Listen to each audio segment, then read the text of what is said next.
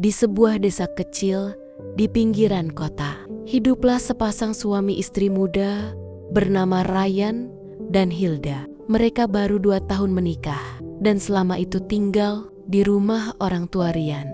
Kehidupan mereka sederhana. Tapi di balik kesederhanaan itu, Ryan selalu merasa tidak enak hati setiap kali melihat ibu dan ayahnya menanggung sebagian kebutuhan rumah tangga. Ada rasa bersalah yang tumbuh dalam dirinya. Ia tahu, meski orang tuanya tidak pernah mengeluh, tetap saja dirinya belum sepenuhnya mandiri sebagai seorang kepala keluarga. Suatu malam, setelah makan malam sederhana, Ryan memandang istrinya yang sedang menidurkan anak pertama mereka, Raffi. Ia menarik napas panjang. "Hil, gimana kalau kita pindah?" katanya pelan. Hilda menatapnya, kaget. "Pindah? Maksudnya keluar dari rumah orang tua?" "Iya, aku pengen kita mulai hidup mandiri. Walau cuma ngontrak kecil, tapi itu rumah kita sendiri. Biar aku belajar tanggung jawab sepenuhnya." Hilda terdiam beberapa saat. Dalam hatinya ada rasa takut. Bagaimana kalau nanti kita kekurangan? Tapi ia tahu, suaminya berkata dengan tulus dan niat baik, "Kalau itu memang yang terbaik, aku ikut mas. Kita jalani bareng." Keesokan harinya, Ryan menyampaikan keputusannya pada orang tuanya. Ayahnya tersenyum lembut. "Kamu yakin nak, hidup mandiri itu gak gampang?" Ryan mengangguk mantap. "Aku yakin. Ya, aku mau belajar." Ibunya menatapnya haru. "Kalau begitu, ibu doakan. Ibu tahu kamu anak yang tangguh."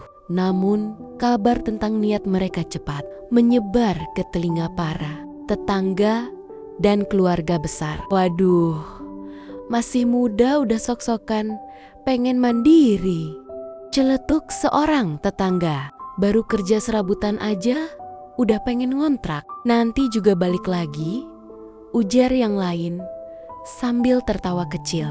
Ryan dan Hilda hanya saling menatap. Kadang mereka sedih, tapi mereka sepakat tidak akan menjadikan omongan orang sebagai penghalang. Dengan tabungan seadanya, mereka menyewa sebuah rumah petak kecil di pinggir desa ukuran 3 kali 6 meter, beratap seng dan berdinding papan.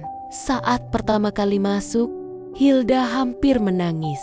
"Mas, ini panas banget," katanya pelan.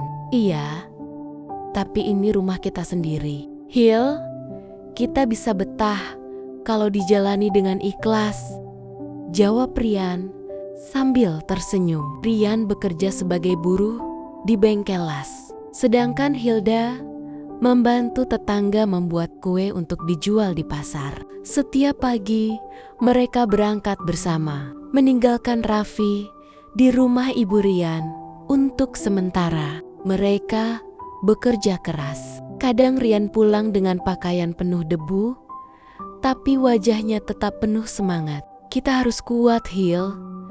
Hidup gak akan selamanya susah," katanya setiap malam. Beberapa bulan kemudian, hujan deras mengguyur desa selama berhari-hari. Atap rumah kontrakan mereka bocor di beberapa titik. Air menetes ke ruang tidur. Hilda hanya bisa menampungnya dengan ember. "Mas, kalau begini terus, gimana Raffi?" tanyanya khawatir. Ryan menghela napas. "Sabar ya, nanti kalau ada rezeki lebih, kita perbaiki. Sekarang, aku mau lembur dulu." Malam itu, Ryan bekerja sampai larut untuk tambahan uang. Meski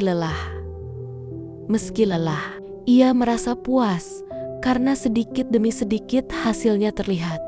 Ia bisa membeli kasur baru, kipas angin kecil, dan memperbaiki atap rumah kontrakan mereka. Setahun berlalu, kehidupan mereka perlahan membaik. Hilda mulai menerima pesanan kue dalam jumlah banyak. Usahanya dikenal karena rasa dan kerapian bungkusannya. Sementara itu, Ryan dipercaya pemilik bengkel untuk memegang bagian pengelolaan, stok, dan pesanan pelanggan. Suatu hari, Rian pulang membawa kabar bahagia. "Hilda, aku diterima kerja tetap di bengkel, bukan harian lagi. Gajiku naik juga." Hilda tersenyum sambil meneteskan air mata. "Masya Allah, Mas.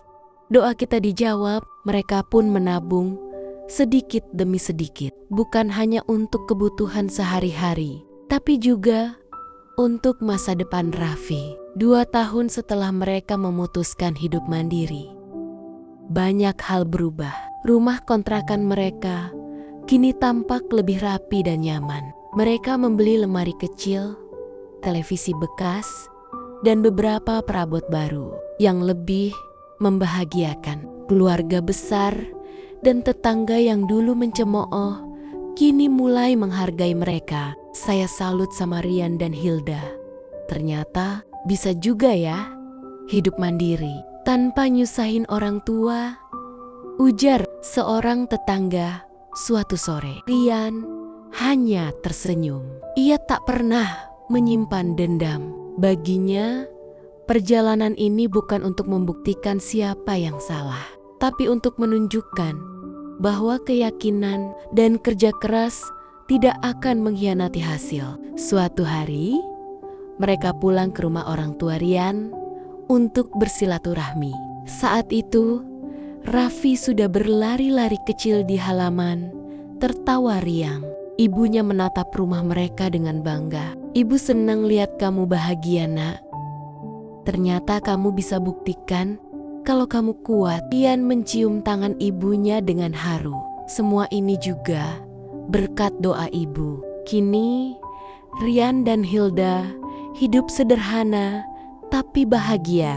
Mereka berhasil membuktikan bahwa keputusan untuk mandiri bukan bentuk kesombongan, melainkan bukti kedewasaan dan tanggung jawab. Beberapa tahun telah berlalu sejak Rian dan Hilda memutuskan hidup mandiri. Kini usia mereka tak lagi semuda dulu, namun semangat keduanya tak pernah padam. Rumah kontrakan kecil yang dulu panas dan bocor kini penuh dengan cerita perjuangan dan cinta yang tumbuh dari keterbatasan. Rian kini berusia 27 tahun, sementara Hilda 26 tahun.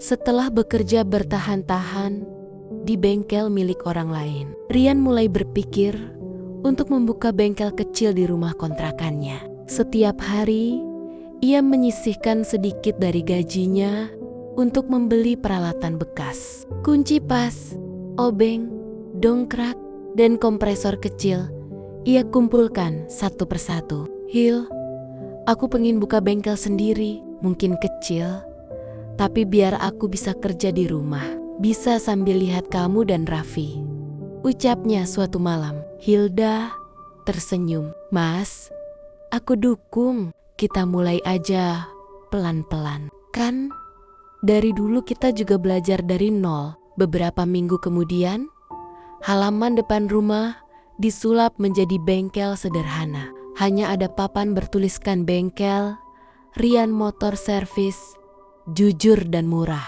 Awalnya hanya ada 1-2 pelanggan, tapi karena Rian dikenal jujur dan rajin, kabar itu menyebar cepat. Warga mulai mempercayakan motor mereka padanya. Melihat semangat suaminya, Hilda pun tak mau kalah. Ia mulai belajar membuat kue kering dari video-video internet di ponsel bekasnya. Setiap kali percobaan gagal, ia tertawa sambil berkata, "Namanya juga belajar, Mas. Gak ada yang langsung bisa." Rian mendukung penuh, bahkan membelikan oven bekas dari pasar loak dengan tabungan kecilnya. Pelan-pelan, kue buatan Hilda mulai dikenal tetangga. Awalnya hanya untuk pesanan arisan dan hajatan kecil, lalu meluas ke pesanan ulang tahun dan acara desa. Ia memberi nama produknya Hilda Homemade dan mulai memasarkan lewat media sosial dengan bantuan keponakan yang lebih paham teknologi. "Mas, ada yang pesan 10 toples nastar dari kota," katanya Rian suatu hari. Rian tersenyum bangga. "Lihat kan, Hil, doa dan kerja keras kita mulai terbayar." Kini, Rian sudah tak lagi menjadi karyawan bengkel orang lain. Bengkelnya semakin ramai. Bahkan ia mulai mempekerjakan satu anak muda dari desa sebelah untuk membantu. "Mas, terima kasih ya, udah mau ngajarin saya," kata si pekerja muda itu. Rian hanya tersenyum. "Saya dulu juga diajarin orang. Sekarang giliran saya berbagi." Sementara itu, Hilda menerima pesanan kue hampir setiap minggu. Ia bahkan membuat paket hamper sederhana untuk hari raya. Pelanggannya tak hanya dari desa mereka, tapi juga dari luar kota. Berkat promosi online yang terus ia pelajari, hidup mereka perlahan berubah. Bukan karena keberuntungan, tapi karena ketekunan yang tidak pernah padam. 5 tahun berlalu sejak mereka memulai semuanya dari rumah kontrakan sempit. Kini Rian dan Hilda berdiri di depan rumah baru mereka, rumah sederhana berdinding bata merah yang dibangun dari hasil kerja keras dan tabungan selama bertahun-tahun. Rian menatap bangunan itu dengan mata berkaca-kaca. "Hil, ini rumah yang dulu cuma kita impikan." Hilda menggenggam tangannya erat. "Iya mas, dulu kita tidur beratapkan seng bocor, sekarang kita punya atap sendiri." Raffi, yang kini sudah sekolah dasar, berlari-lari di halaman rumah barunya sambil tertawa riang. Rian memandang istrinya dan tersenyum. "Lihat, Hil, semua jerih payah kita gak sia-sia." Di depan rumah barunya, mereka menggantung papan kayu sederhana bertuliskan "Bengkel dan Kue Hilda, hasil keringat, doa, dan cinta." Dan di bawahnya, sebuah kalimat kecil, "Kita tidak dilahirkan sukses, tapi kita bisa belajar untuk memperjuangkannya." Dan di depan rumah kecilnya, Rian menulis sebuah kalimat di papan kayu. "Hidup mandiri memang berat, tapi di sanalah kita belajar arti syukur dan perjuangan."